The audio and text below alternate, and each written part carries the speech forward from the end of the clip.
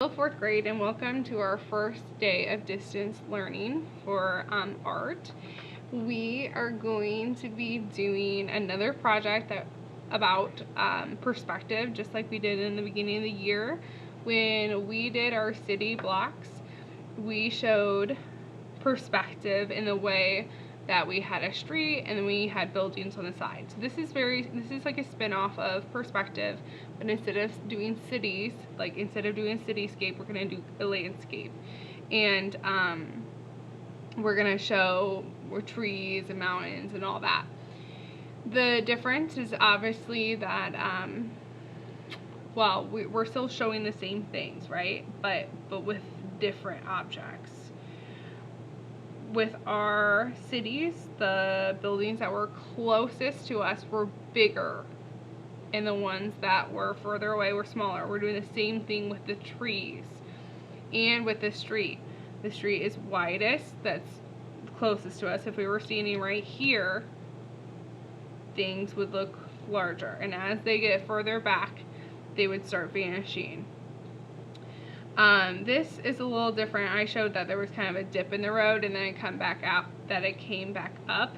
So it does get a little bit wider. If you wanted to be truly accurate, you would have it and vanish to that point. So then we're going to draw the horizon line. So I want you to think back about what a horizon line is. Think of an answer of what do we talk about when we were talking about horizon lines. If you guessed that horizon line was the separation between sky and land, you are correct. So my horizon line is going to be right here. Now, it is a little bit different because there's mountains in the sky, but it doesn't change the fact that this is the sky, this is the land, okay? So my horizon line is about halfway on the piece of paper. So you're going to take your pencil. Oh, again, okay, so here are the supplies. You need a white piece of paper, you need a pencil, eraser, and you need something to go over your pencil lines with.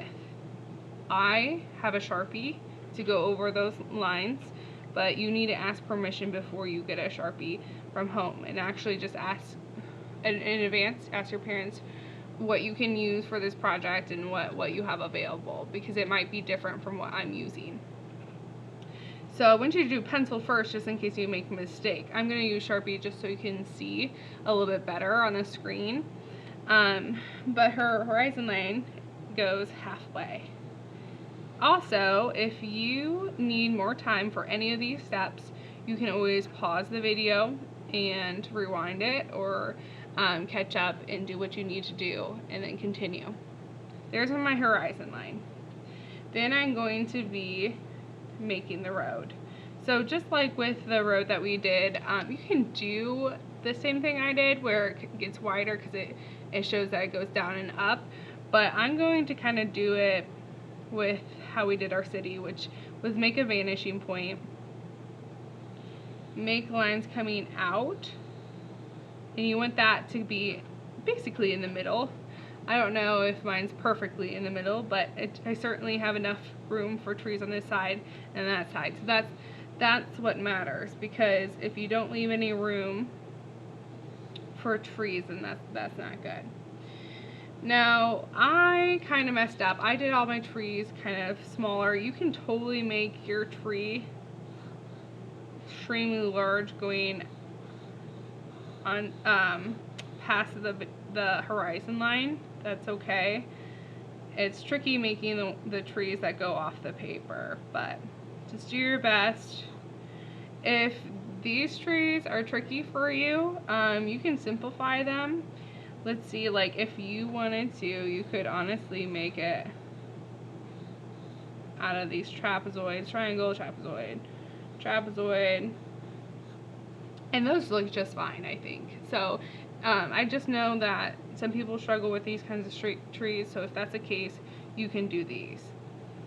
Okay, so I have my two largest ones, and then I need to show, so what I'm looking for is that you're showing that these are getting smaller as they go back. So my example is not so great. That tree is kind of messed up, but if I had an eraser, I could redo it, or I could embrace it. That's totally okay too. On this side, I'm going to keep this kind of tree style. Not, probably smaller in comparison to this one. It probably doesn't need to jump from humongous to teeny tiny, but if I still show that the difference between sizes, like this is a clear big, medium, and small. So that's kind of the point that I want to get across. So as long as I'm seeing that, we're good. And just like with the lines in the road, I just did a solid yellow line, but as we learned with our other project, it starts small, close together, and then it gets longer and more spaced out. Okay, so once you have that, you can start making the mountains in the background. So again, when pencils might come in handy if you want to fully make them and erase the lines that are overlapping. You can make them all just be one pointy line, or you can have it be like a double mountain with another downward slope in it. Okay, so and then we can add little mountain tops to them, like the snow or whatnot on the top. Okay, and then you can add a sun, clouds, whatever you would like in the background. Okay, so I'll just add that really quickly.